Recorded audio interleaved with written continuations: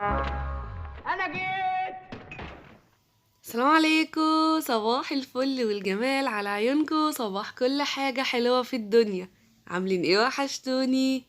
جاية لكم النهاردة بروتين جامد جدا. روتيننا النهاردة كله تشجيع كده من الدرجة الأولى. حطي بسرعة لايك على الفيديو وتعالي نبدأ يومنا كده بأهم حاجة، الصلاة على النبي. تعالي نسمي الأول ونقول بسم الله ونصلي على الرسول. اللهم صل وسلم وبارك على سيدنا محمد وعلى آل سيدنا محمد. أول ما قمت كده نزلت الولاد، اللي راح على مدرسته واللي راحت على حضانتها، وجات الساعة 9:30 بالظبط لقيت نفسي لوحدي في البيت. طيب استفرد بقى بالتنظيف بقى واشوف انا هعمل ايه النهارده.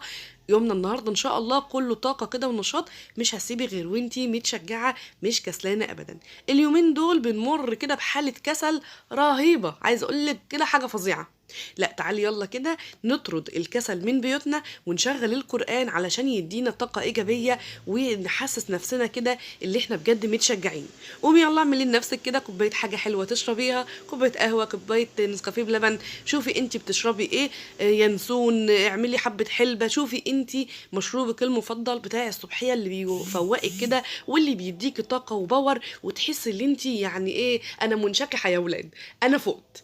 شوفي ايه المشروب اللي بتحبيه وخديه كده هيلا بيلا كده، وقومي طالعه بقى شوفي المنطقه اللي انت عايزه تنضفيها النهارده في بيتك. بدات يومي ودخلت المطبخ كده، طبعا كنت عملت بقى سندوتشات للولاد واللانش بوكس والكلام ده كله.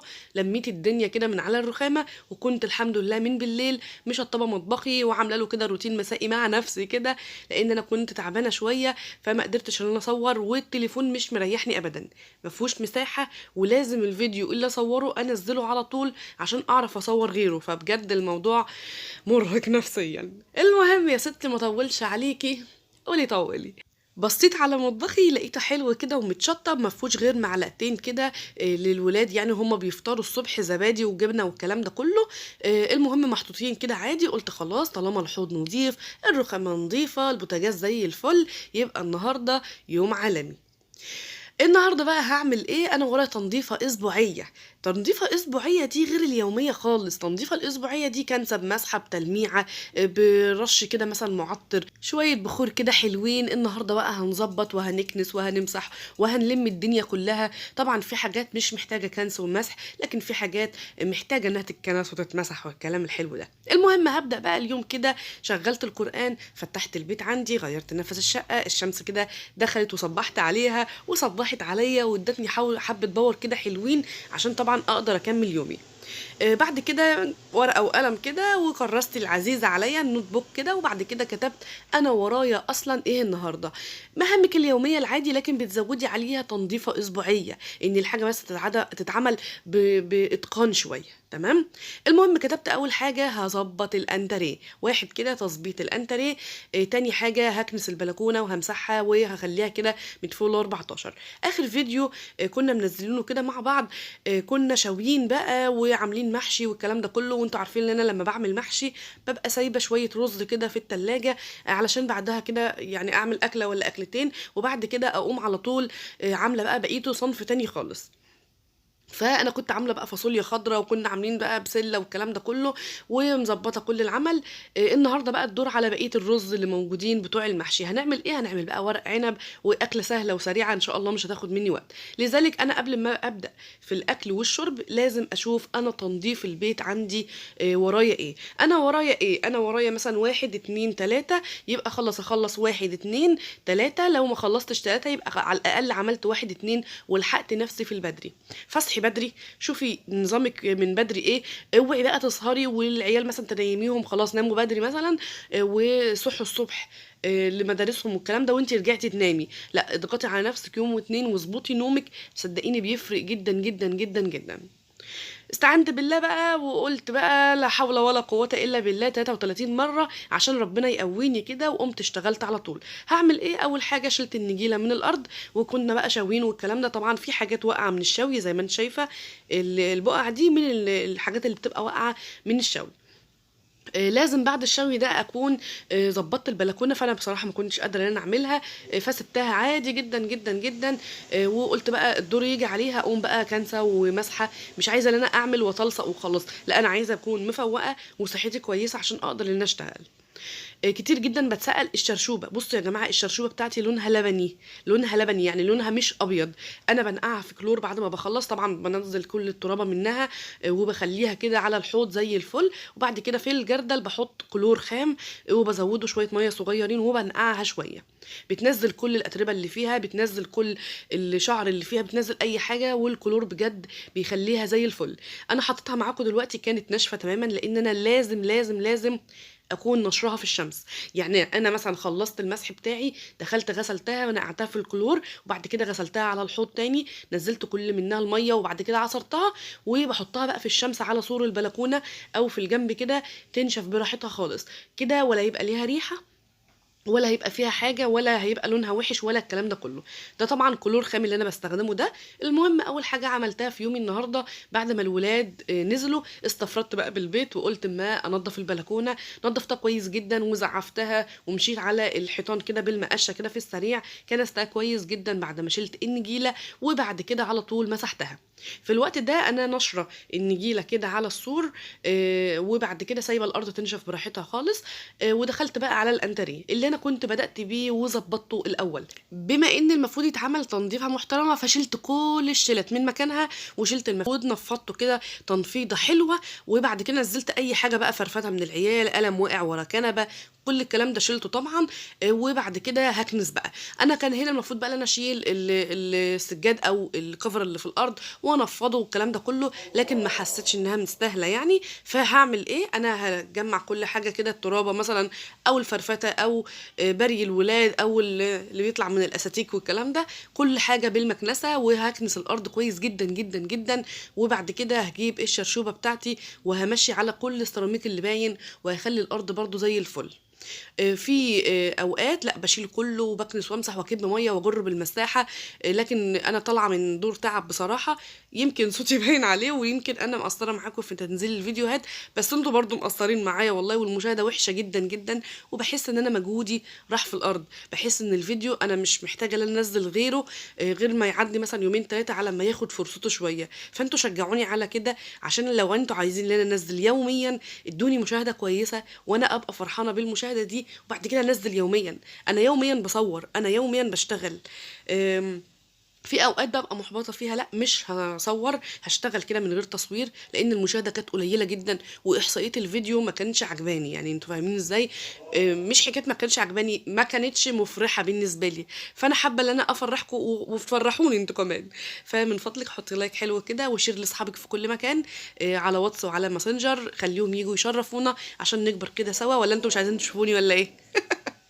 المهم طبعا خلصت الانتريه، كنست كويس جدا ومسحت بقى الارض كلها اللي باينه، اللي من تحت الكنب بقى. وانا ما زقتش يعني على الواقف كده بالشرشوبه كده وبالجردل. وبعد كده لمعت كل الارض. وبعد كده دخلت على الجزء الثاني من الريسبشن عندي.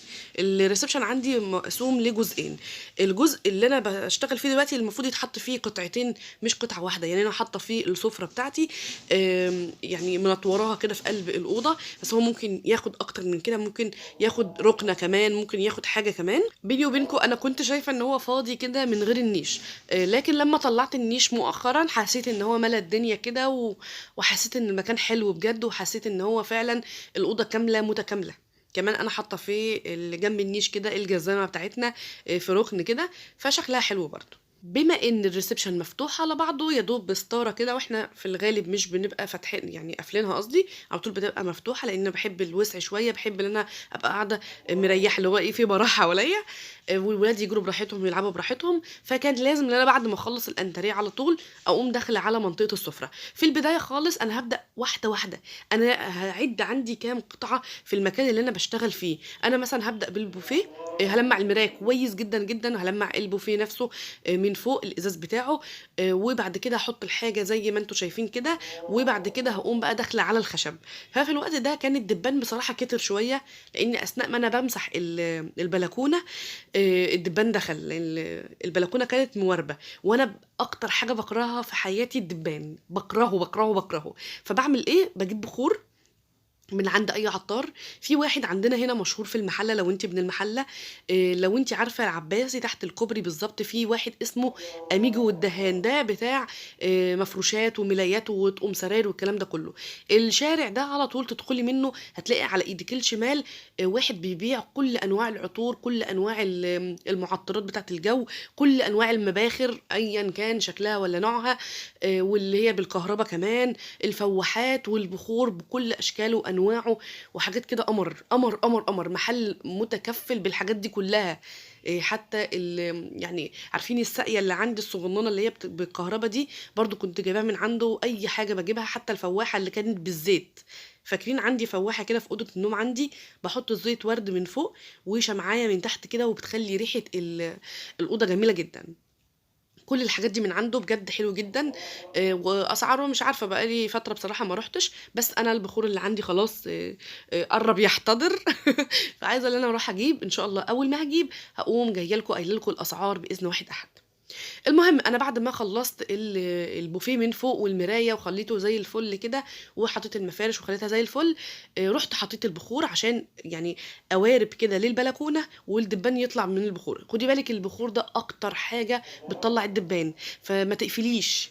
انا بشنكل الشيش، يعني انا بشنكل البلكونه كده وبفتح السلك عادي، والبخور شغال. لازم يكون مكان مفتوح لانه بيطرد الحشرات او الدبان او الناموس او الكلام ده كله. فخدي بالك انا عشان بكرههم، فلازم ان انا احط بخور عندي عشان يطلع. المهم بقى بعد ما شغلت البخور كده وريحه الشقه بقت جميله، اتشجعت اكتر واتنشطت اكتر، وقلت لا يا بنت يلا كملي. نزلت بقى قعدت بركت كده على الارض، وجبت المورال وبدات ان انا المع الخشب بتاع البوفيه جزئيه جزئيه. طب يا بنت يا دودة، ده انا مش قادره، واللي فيا ومش مفوقه وكسلانه. ما هو انت بمجرد ما هتدخلي في شغلانه واحده هتلاقي نفسك دخلتي في اللي بعدها واللي بعدها. انا كنت النهارده في جدولي عامله حسابي ان انا المع بس يا دوب الانتريه والبلكونه وخلاص على كده. لا، قلت لا، السفره مكركبه شويه كده. يعني ما كنت جايبه عبايه جديده وركنتها هنا، كنت بقيسها وركنتها هنا. مثلا يعني طول النهار الواحد بيبقى بلبس غير لبس التصوير طبعا، فعادي بحط اللبس هنا، البيجامه مثلا او الحاجه اللي انا لابساها هنا، عشان تبقى سهله بالنسبه لي. فشلت كل الحاجات اللي على السفرة، شلت المفرش، لمعت السفرة كويس جدا جدا. الازاز بتاعها باي ملمع ازاز يعني مش هتفرق. ده اسمه جلاسي، حلو شغال، يعني أنا ما اقدرش اقول لك ان هو وحش، هو يمكن بيسيب رغوة عالية شوية بس حلو. المهم لمعت كويس جدا جدا من فوق السفرة عندي، وشلت المفرش وشلت الكراسي كلها عشان اكنس الارض. طبعا السجاده دي انا كنت غسلاها معاكم على الناشف، هي نظيفه وزي الفل، لكن مشكلتها الوحيده انها جنب اوضه الولاد. فالولاد رايحين جايين بمعجنات ولا حاجه فيها سمسم، ولا سندوتشات الصبح ولا الكلام ده كله، ابص الاقيهم قاعدين هنا او معديين حتى من هنا وفرفته جامد. فاكتر مكان عندي بيبقى محتاج ان هو يتكنس الجزئيه دي اللي هي جنب الاوضه بتاعتهم على طول. تمام. فهبدا ان انا اكنس بقى السجاده كلها دايره مدايره كده حوالين السفره. واخر حاجه هعملها هكون ملمعه بقى خشب السفره نفسه، وهمسك بقى كرسي كرسي كده هلمعه. متشجعه ولا كسلانه؟ طبعا عايزاكي متشجعه، مش عايزاكي كسلانه ابدا، مش عايزاكي قاعده والدنيا تتراكم عليكي. خدي كل يوم حاجه، صدقيني الموضوع هيفرق جدا جدا في نفسيتك انتي، وهتلاقي ان الدنيا هاديه. انا النهارده هاخد الريسبشن، تاني يوم هعيد على السريع على الريسبشن كده من غير كنس ومن غير حاجه. اي حاجه مش في مكانها هقوم شايلاها، وهقوم مظبطه الكنب تاني يوم على طول، عشان احافظ طبعا على التنظيف اللي انا عملته. وهاخد اوضه من الاوض. تالت يوم هدخل على الأوضة أبدأ بيها كده، وأقوم مطبقة مثلا الكوفرتات، مطبقة بطاطين، داخلة تاني على الأنتريه كان ساب المكنسة كده في السريع، وأقوم داخلة الأوضة اللي عليها الدور. كده هتلاقي إن الدنيا عندك زي الفل طول الأسبوع. طبعا ربنا يخلي الولاد اللي بيفرفتوا واللي بيبهدلوا واللي رايحين جايين، ربنا يخلي حسهم دايما في كل البيوت، وربنا يرزق كل مشتاق يا رب العالمين. ربنا يوعد كل من لي يعني طلب عند ربنا، ربنا إنه يرزقه بالذرية الصالحة. افتكرت تعليق كان في الفيديو اللي فات على طول، كان في متابعة اسمها نور كانت بتقول الاكونت يعني باسم نور، ابني متغيب عن البيت بقاله 25 يوم. والله قلبي وجعني، ايه ده؟ يعني ربنا يكون في عونك والله، وربنا ما يكتبها على اي حد. ربنا يطمنكم عليه، وان شاء الله يرجع لحضنك قريب جدا جدا جدا. ويا ريت تدخلي تطمنينا ايه اللي حصل، يعني يا رب يا رب، وانتوا كلكم ادعوا لها ان هو يردوا ليها ويرجعوا ليها بألف مليون سلامة. ربنا ما يحرق قلب اي ام على ابنها ابدا ابدا، ولا تبقى قاعده كده في البيت وهو مش موجود، وقاعده وقلقانه وخايفه عليه. ان شاء الله هيرجع، وان شاء الله تطمنينا، ويعني باذن الله دعواتكم يا رب يا رب، اللهم امين. المهم بعد ما خلصت بقى كنس كده، مسكت بقى الاوضه لمعتها. انا اصلا كنت ملمعاها قريب، فيا دوب عفره، عارفه اللي هو ايه، حاجه كده لا تذكر، إيه حاجه كده بسيطه يعني. فقلت لا، بالمره كده تلميعه حلوه تقعد بالاسبوع. بص التلميعه دي اللي هتعمليها تقعد عندك بالاسبوع، هتقعدي اسبوع على ما تعملي الحركه دي تاني. يعني انا المشكله عندي ان الورد ده بيدخله تراب، فانا بتضايق قوي منه بصراحه. المهم لمعته كويس جدا، ومسكت بقى الكراسي زي ما انت شايفه كده معفره. فقلت برضو رشيت على الفوطه نفسها، ومسكت بقى الخشب كل الكراسي يعني، وبعد كده لمعتها وخليتهم زي الفل. ركنتهم على جنب واحد واحد كده، طبعا لمعتهم، ورحت بقى علشان افرش السفره. اكتر مفرش مريح نفسيا، على فكره عندي مفارش كتير، واللي داخله بيه كان لونه اسود كده، على فكره تحفه، وكان تركي وكان غالي جدا. ولونه اصلا هو اسود، لكن انا كنت عامله له بقى اختراع كده، وحاطه له من تحته مفارش لونها فضي، عاملاها انا ستان، ووديتها عند واحده تفصلهم وكده. فكان شكلهم حكايه تحفه تحفه تحفه تحفه. فمعرفش اليومين دول حابه ان انا اطلع المفرش ده تاني، واغير شويه في شكل السفره عندي، واقوم بقى حاطه المفارش اللي هي لونها اسود، يعني فيها فضي كده، يعني هي فضي، يعني هي قصدي اسود وفيها بربرق فضي كده، وتحتها طبقه من الستان الفضي. بجد شكلها تحفه جدا جدا، وانا حابه المفرش ده. على الرغم ان انا اول ما اتجوزت كام حد كده يعني انتقد ان المفارش غامقه، لكن انا كنت شايفه انها منوره، وشايفه انها مختلفه، مش شايفه ان هي مثلا زي اي حد، شايفه انها مختلفه جدا جدا، ومش اي حد يجيب الوان مطرقعه. يعني واحده لبست فستان اسود، واحده لبست فستان موف، في الغالب الكل بيلبس فضي ذهبي مش عارف ايه، لكن الالوان اللي هي بتبقى يعني مطرقعه شويه دي، او لون مش كتير بيلبسه، فبيبقى حاجه حلوه قوي بالذات في المفارش. احنا دايما متقيدين بالبيجات، الذهبيات، الفضيات كده يعني، في الغالب يعني متقيدين من الحاجات دي. انا عندي بقى بعد ما اتجوزت جبت الطقم اللي هو بتاع هو بيبقى اسمه طقم تسريحه، جبته وحطيته عندي على البوفيه زي ما انتم شايفين كده، لونه ابيض. وبعد كده على طول جبت المفارش، جبت يعني اللي هو المجموعه اللي على بعضها دي، وحطيتهم في قلب النيش عشان يبقوا طقم على بعضه. وبالصدفه كنت في رنين لقيت مفرش السفره اللي هو ده كان عليه عرض، كان حاجه و80 جنيه تقريبا، فعجبني جدا، وحسيت ان هم كلهم طقم على بعضه. على فكره انا عندي كل المفارش اللي هي بتبقى مربعه ومحطوطه في نص السفره، فرايحه جايه ابص الاقي فيه عفره محطوطه على الازاز، كنت رايحه جايه المع، وبجد حاجه خنيقه. فالمفرش ده ريحني جدا جدا من فكره ان انا كل شويه رايحه جايه المع في السفره. فحسيت ان هو مختلف شويه، اللي هو يغطي السفره. ودايما انا مش بحطه، يعني هو في الغالب ببقى حاطاه بصراحه، لكن ببقى مثلا في الاعياد في المناسبات ببقى حاطه التانيين. هنا طبعا انا مشغله بقى الغساله من بدري، وعماله رايحه جايه بقى على الغسيل. يعني حابه شويه اعصرهم مثلا واحطهم في قلب البانيو مثلا، شويه اقوم موقفه الغساله شويه انقع شويه، لاني بدات بالابيض، فلازم طالما بدانا بالابيض يعني يتنقع شويه. اي غسيل عايزه يعني تغسليه غسله محترمه، سواء في اي غساله ايا كانت، عاديه، اوتوماتيك، نص اوتوماتيك، فوق اوتوماتيك، اي حاجه، اي غساله، انقعي الحاجه شويه، يعني سيبها تاخد دورتين كده او لفتين كده، وبعد كده قومي جايه سايباه، يعني موقفه الغساله شويه. عملت بقى كوبايه قرفه بلبن كده تظبط المسائل كده، لاني حاسه ان انا ايه، يعني مخرفه شويه في الاكل. انا كنت ماشيه على نظام طبعا في الرجيم بتاعي، فحسيت بصراحه ان انا عندي ثبات وزن، فلازم اكسر الكلام ده كله. فقعدت يومين ملخبطه شويه، عيد ميلادي بقى يا جدعان، فلازم الخبط يعني. المهم فعملت كوبايه قرفه بلبن، يمكن يعني ايه يعني، حسيت ان هي بتديني باور شويه، مش عارفه، حاسه ان هي بتسخن لي جسمي كده، وبحس ان انا مفوقه بصراحه لما بشربها. جربيها جربيها هتعجبك. انا كنت في الاول عمري في حياتي ما بجيب قرفه حتى في الاكل، عمرها ما دخلت بيتي. حتى لما اتجوزت كنت جايبه حبه كده وما بستخدمهمش نهائي، لكن اكتشفت ان ليها فوائد رهيبه رهيبه رهيبه، مش حكايه خسسان، هي فوائد للصحه نفسها. فحلوه جدا، اشربيها بلبن هتلاقي طعمها تحفه. انا مش بحط عليها سكر، لان في الاول انا كنت بادئه بمعلقتين سكر، وبعد كده قللت لحد ما جيت على نص معلقه، وبعد كده قللت بقت الكيسه بتاعت السكر اللي هو الدايت ده اللي كنت الاول بشربها على مشروب واحد وممكن اشرب منها مثلا 3 4 مرات في اليوم، يبقى 3 4 معالق سكر، دلوقتي بقيت مثلا الكيس بقى يتعمل على 4 مشروبات لحد ما منعته النهائي وما عدتش بشتريه. يعني ده تحدي، وبجد انا كنت قد التحدي لما عملت السنه اللي فاتت او اللي قبلها كمان. تقريبا بقى لي سنتين ما دخلتش اي نوع من انواع السكريات في اي مشروب. طبعا انسي الحلويات لان دي حاجه مفروغ منها، لان لازم تتعامل بسكر، عمرها ما بتتعامل بسكر دايت يعني. فطبعا احنا ان الواحد يبقى عنده اراده، مهما كان قدامه ايه. يعني قدامك تورتايه خدي حته خلاص خلصنا، شبعي روحك شبعي نفسك، لكن مش لازم التفاصيل بقى واللي احنا ناكل اكتر من قطعه والكلام ده كله. صليتي بينا على النبي، اللهم صل وسلم وبارك على سيدنا محمد وعلى ال سيدنا محمد. قسمي يومك، ولادك نزلوا للمدرسه يبقى انت قدامك ساعتين، حددي الساعتين دول بقى، شوفي انت هتاخدي الدولاب تطبقيه، تروقي ترويقه محترمه كده، تكنسي تمسحي تعملي. طبعا انا مسحت طبعا حوالين السفره كلها، وخدت كمان السلم بالمره.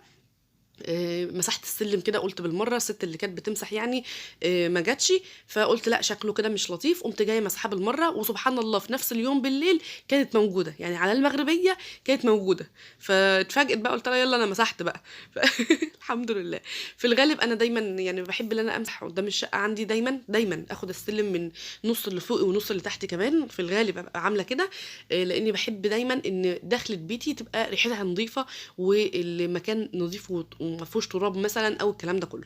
وبالذات بقى بيبان الشقه والكلام ده كله لازم لازم لازم اكون ملمعاها وبخليها كده زي الفل.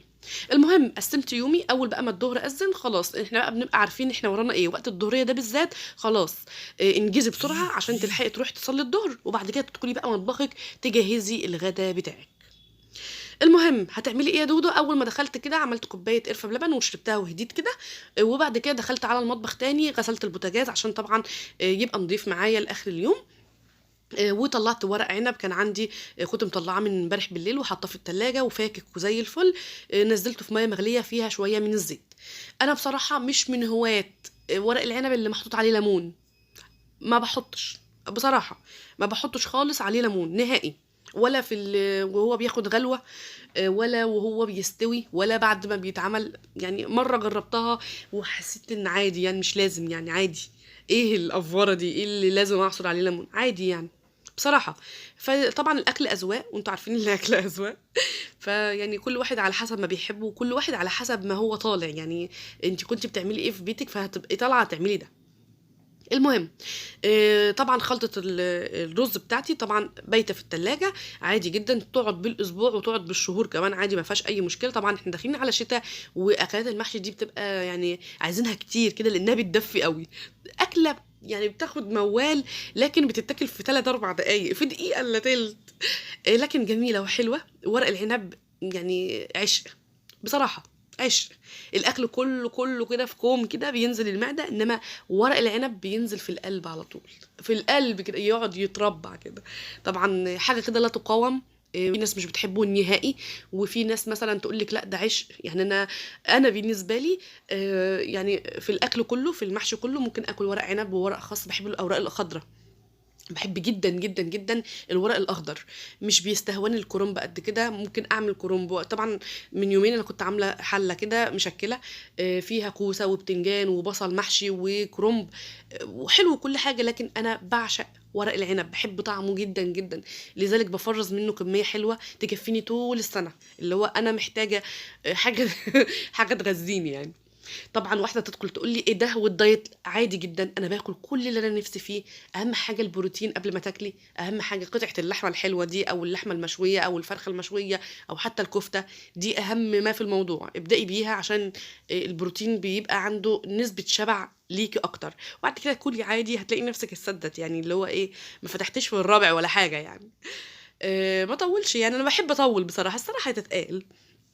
بصوا بقى عشان انا بتسأل كتير ازاي بتقسمي الورقه، وازاي الورق الصغير بتجمعيه. بصي دي ورقتين صغننين كده، حطيتهم على بعض لكن مش فوق بعض، واحده تحت واحده فوق، مشابكاهم من التلت كده مثلا، وبحطهم على بعض عادي جدا جدا، وبقوم لفه الورقه. اهم حاجه في ورق العنب انه يتقفل من الجوانب كلها، لازم. طبعا في ورق بيبقى كبير، لان انا لما بجيب ورق العنب عشان التفريز، الورقه بسم الله صل على النبي، يعني بسم الله ما شاء الله، بتبقى قد كف ايدي مره ونص. فبصراحه بحس انها مكلكعه قوي لما بحطها في الحله، فبقسمها نصين. وببدا ان انا اقفل من طرف واحد، وانا بلف بقفل الطرف التاني وانا بلف. يعني بصي، يا رب تكون واضحه. بصي يعني انا واحده حبه حبه برضو، وواحده تقول لي انا بسلق ورق العنب قبل ما بعينه. لا طبعا، بنعينه صحيح كده، وبعد كده مش بنسلقه، احنا بناخده غلوه فقط لا غير، لان طبعا الفريزر بيسوي الحاجه. يعني لما تيجي تعيني كرنب مثلا في الفريزر ما تسويهوش قوي، لان التفريز بيهري الحاجه، فلازم الحاجه تكون ايه، محمله. فطبعا ورق العنب بنعينه ورق صحيح. انا لما باجي اعينه ببقى رصاه، يعني بجيب اكبر ورقه في الورق، وبقوم بالعنقوده بتاعها مدخله كل الورق في العنقوده. طبعا اللي متابعني بقى في التفريز والكلام ده عارف طريقتي فيه. فلما باجي بقى اسلقه او انزله في ميه فيها زيت، مش بحط ملح، مش بحط ليمون، مش بحط اي حاجه، هما حبه زيت بس عشان يبقى الورق كده طري كده وحلو معاكي. بنزله كده بالعنقوده، لان شفتيني من شويه بنزله كده بالعنقوده، وبيستوي عندي وبيبقى زي الفل. طبعا حشيت حله حلوه، عايزه اقول لك حله قمر، حله يعني من غير ما تستوي اصلا قمر، يعني اللي هو تاخدي كده من الحله على طول من غير ما يستوي. انا كنت طبعا من يومين كنت عامله محشي، وكنت عامله فراخ مشويه على الشوايه بقى على الفحم، وكنا عاملين كفته. فخلاص اللي مات مات واللي فات مات، واللي فات فات، واللي سات سات، فخلاص خلصت. فطبعا يعني عشان ما حسسهمش ان دي اكله ارداحي، فطلعت لحمه كده من الفريزر وسلقتها، ومن امبارح كمان يعني ساعات بتهف عليا كده، اقوم ايه سلقه لحمه من بالليل على اساس ان هي تستوي براحتها وتبقى زي الفل. هنا بقى حطيت بقى العقد بتاعي، وحطيت كفيت طبق كده، ولما استوى بقى الله على الجمال، يعني حاجه كده قمر. طبعا ممكن تحمري اللحمه، انا بحبها مسلوقه جدا على فكره، وساعات باكلها متحمره عادي. وعملت شوربه لسان عصفور، ويعتبر اكله مختلفه بقى عن المحشي اللي احنا عاملينه من يومين. ده بقى حماده، وده حماده تاني. ورق عنب قمر، ويعني مستوي كده، والورقيه تحفايه كده، عشان بس يبقى مختلف عن النوعين اللي احنا كنا عاملينهم قبل كده. حطي لي بقى بسرعه كده لايك على الفيديو لو عجبك، واشوفكم بخير ان شاء الله في فيديو جديد قريبا جدا، ومع الف مليون سلامه، هتوحشوني.